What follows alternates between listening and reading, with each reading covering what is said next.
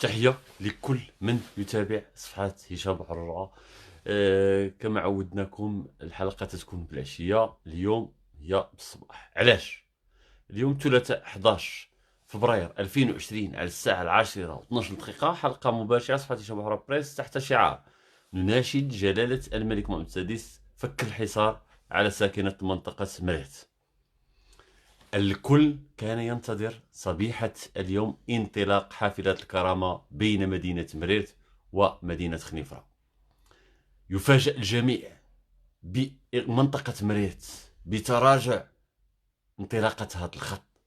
ملي كنتصلوا بمسؤولين في الشركة ديال حافلة الكرامة تيقولك اودي تعطاتنا الانطلاقة والاسطول ديالنا واجد باش تكون الانطلاقة صبيحة يوم الثلاثاء 11 فبراير. علاش هاد التراجع؟ ملي كنسولوا الجهه اللي وقعات هاد الاتفاقيه هو المجلس الاقليمي في شخص رئيسها، اكد لنا بان الانطلاقه تكون نهار الثلاث. كلشي كيأكد لنا الثلاث، نفاجأ بتراجع انطلاقه هذا الخط. علاش؟ هنا كيتبين بان هناك لوبي اقوى من سلطه الدوله، هناك لوبي اقوى من اراده الساكنه، هناك لوبي أقوى من تطلعات ساكنة منطقة مريت، هناك لوبي مدعوم من جهة معينة. هناك كنشوف رئيس المجلس الإقليمي واش كيضحك على الساكنة، واش كون شي ضغوطات قوى منه برلماني ورئيس المجلس الإقليمي يؤكد بأن انطلاقة هذا الخط ستكون يوم الثلاثاء 11 فبراير. المسؤولين في الشركات ياكدوا بان انطلاقه هذا الخط غادي يكون يوم الثلاثاء. الاسطول كاين، الخدامه كاين، طابلو ديال السيرفيس ديالهم كاين وتعطى البارح.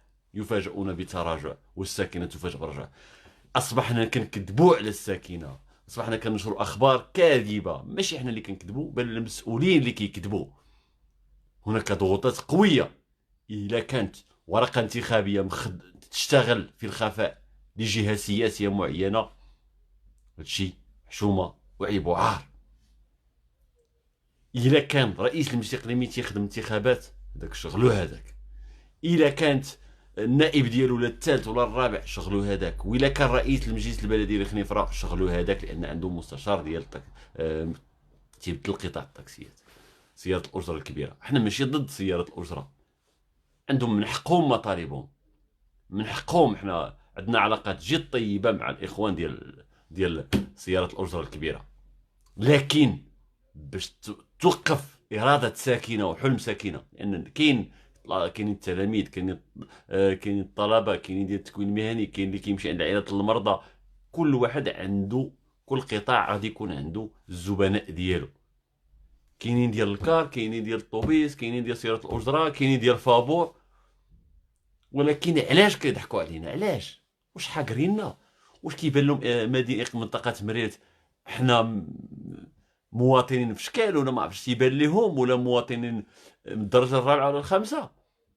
تيضحكوا علينا. لا يقولك مره 12 في الشهر، لا في 10، لا 11، لا تفوت 20 فبراير، لا تفوت 20 اكتوبر، لا تعيش 20 جنبير.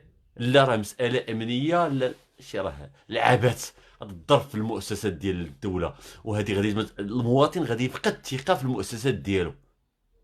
ملي كتجي كتقول ليه في 2019 شهر 4 غادي يبدا الطوبيس، 2000 شهر 5، شهر 6، شهر 7، شهر 8، شهر 9، حنا دخلنا في 2020 ومازال غادي نتسناو الشهر الجاي ونتسناو العام الجاي. اش هاد العبث هذا؟ هنا ضرب بالمؤسسات.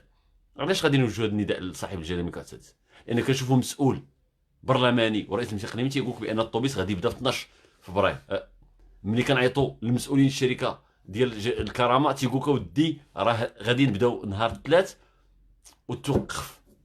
وتوقفات. علاش؟ طوبيس كاينين، كلشي كاينين، الشوافر كاينين، اللي كاع المستخدمين اللي غادي يخدموا بالرابط ما بين منطقه مريت وخنيفره كاينين، وكيتوقف.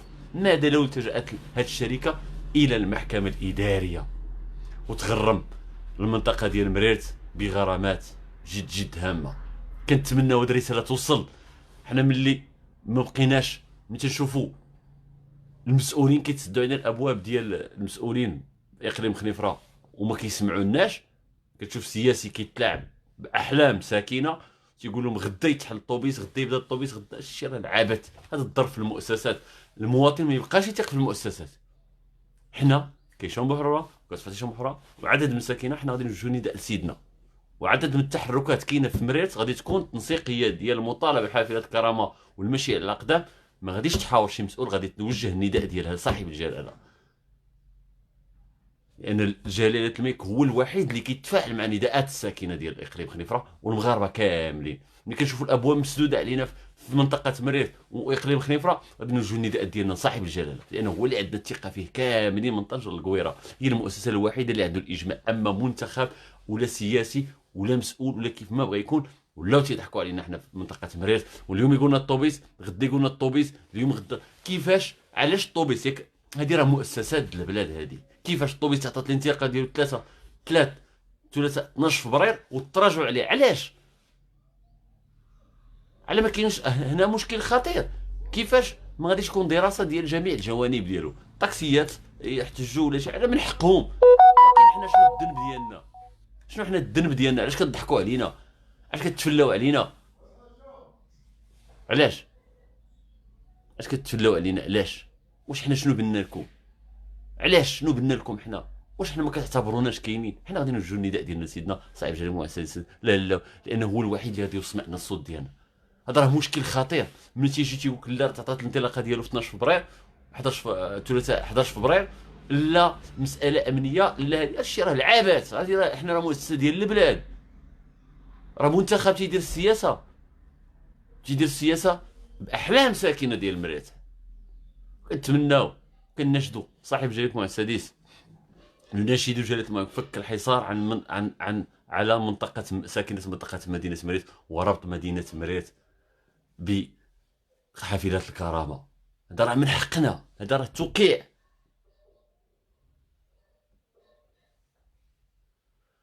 تنتمناو هاد الرساله توصل. وإلا كانت شي جهه كما تيروج بان كاين شي 70 مليون غادي تدوز في النوار باش تنطلق هادشي، حنا كنتظروا المدير الشركه وغادي نتصلوا به وغادي نوصلوا الرقم ديالو وغادي نتصلوا به. 70 مليون شي واحد طالبها عليه، شكون هاد الجهه اللي طالبها عليه؟ حنا غادي نناشدوا سيدنا، حنا تناشدوا صاحب الجلاله المؤسس، كنناشدوا الله جلاله الملك باش يفك هذا الحصار وهذا الغبن على الساكنه ديال منطقه مريت. حنا ماشي تنأيدوا الحافلات الكرامه طوبيس، ولا كنأيدوا الطاكسيات ولا النقل المزدوج، كنأيدوا مطالب مشروعه ديال ساكنه مريت. ونتمنى هذه الرساله توصل الى المسؤولين، ونناشد صاحب الجلاله لفك هذا الحصار وهذا الغبن. واذا كان شي لوبي ديال الفساد واللي تترعرع باقليم خنيفره، حنا المجلس الاقليمي اللي كان كيدير السياسه شغلو هذاك، وما كاين ما يديرش السياسه بالساكنه مريت، ولا يكون ورقه ضاغطه ولا يتلاقاو مع صاحب الطاكسيات ولا النقل المزدوج اللي يتلاقى مع شي واحد يقول ليه لا صافي ما غاديش يجي الطوبيس للمريت. شكون انت ولا شكون هذا السياسي كيف ما بغى يكون باش يوقف المشروع ديال ربط حافلات الكرامه؟ اليوم حنا كنا كننتظروه، ولكن الاسبوع المقبل ستكون المسيره على الاقدام الى ممثل صاحب الجلاله المؤسس. نعرفوا علاش بعدا، علاش التاخير. لما تيكون توقيع الموافقه ديال وزاره الداخليه مش لانك توافق خنيفره، كيوافق عامل اقليم خنيفره، كيوافق رئيس الجهه، تيرافق والد الجهه، تيوافق وزير الداخليه، كتهبط الموافقه كتجي لعامل اقليم خنيفره، كيوقعوا الاطراف السياسيه، المجلس الاقليمي، بلديه مريت، بلديه خنيفره، كلشي كيوقع، عاد تيتعطى الانطلاقه. تعطات الانطلاقه يوم الثلاثاء. علاش هذا الحرمان؟ علاش هاد اللوبي تيخلعنا؟ علاش كنا ساكتين؟ واش بغاو خصنا نديرو في الدور كل مريت الحداد ديال منطقه مريت باش يوصلوا الرساله لسيدنا؟